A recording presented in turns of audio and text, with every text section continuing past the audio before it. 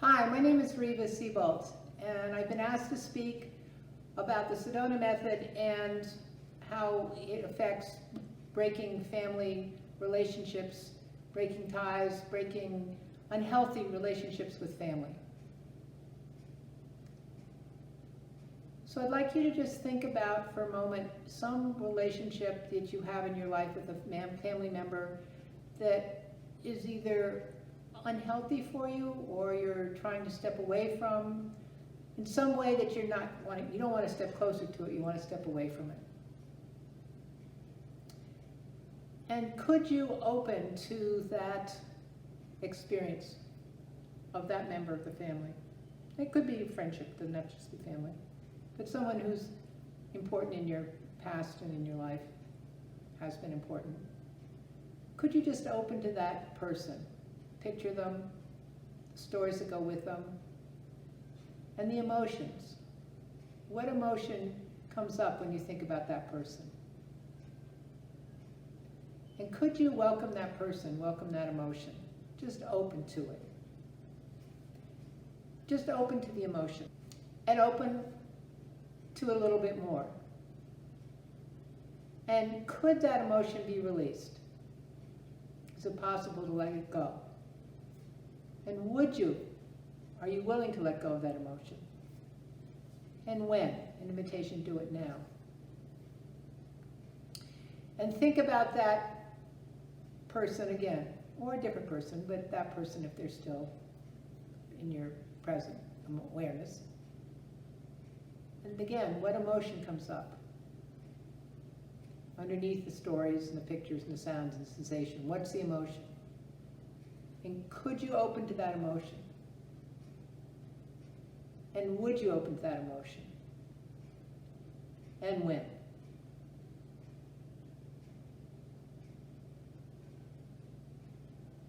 And again, think about that person and the emotion that's underneath it, behind it, through it. And could you open to that emotion? Would you open to that emotion? And when? And just notice, do you feel any different than when you started? When you think about that person? Does it feel lighter? Less dense? Because it changed? And just notice that in the 3 releases, that something has shifted. Doesn't worry about what or how, but just if something shifted.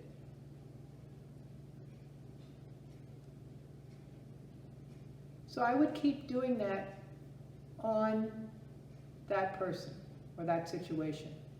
Keep releasing until it's quiet. And what usually happens is sometimes before it gets quiet, it shifts it to another person or another situation. And again, open to it. Another thing you can do is open to the person and then open to the emotion. And then the second question is there anything you want to do anything about it? Something you want to say to the person, something you want to do to the person, something that comes up. What is it you want to do about it? Fix it, change it. Just open to whatever comes up that you want to do about it. And then the third question, is there any sense that this person, this emotion, this situation is personal, has to do with you or who you are? Because if it didn't feel like it was related to you, it wouldn't be important. And the degree to which we identify with it, the degree to which we hold on to it as ours, is the degree to which it causes us suffering. So could you just open to how much it feels like it's yours? It has to do with you. And these 3 questions are all ways of asking to open to it. Because it doesn't matter if you release it or open to it. Either way, it moves. So those are 2 things you can do to work through people in your family. And if they're your family members, it may take you quite a few sessions of letting go, or it may not take you as many as you might think. And the third thing I think of is the belief systems that lock it in.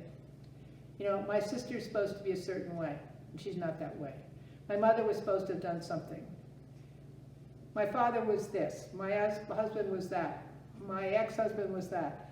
All the belief systems that lock in, that we hold against or measure those people in our lives up to. I realized that when I was married, my husband was supposed to be my lover, the father of my children, my partner, my business partner, everything.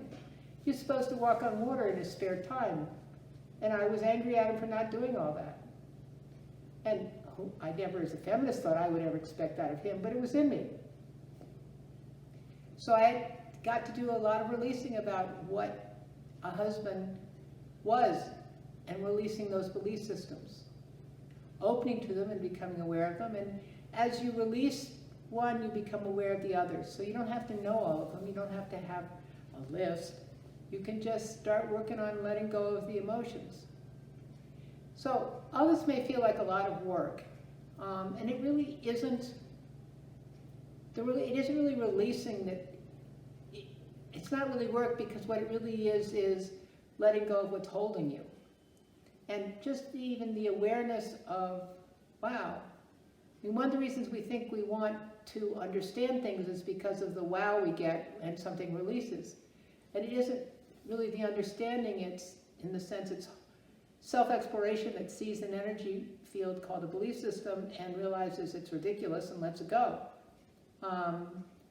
Those don't have to come through deep therapy. They can. They don't have to come through deep therapy or lots of cleaning the cellar.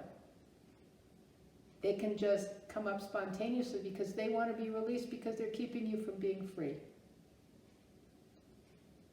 So when you are feeling stuck in a relationship, an old relationship, open to the possibility of opening to it and releasing that which binds you to it, which is the emotions, the belief systems, and the sense that it's yours and has to be a certain way because it's yours. So enjoy releasing and embracing and opening, and have a good day. Thank you.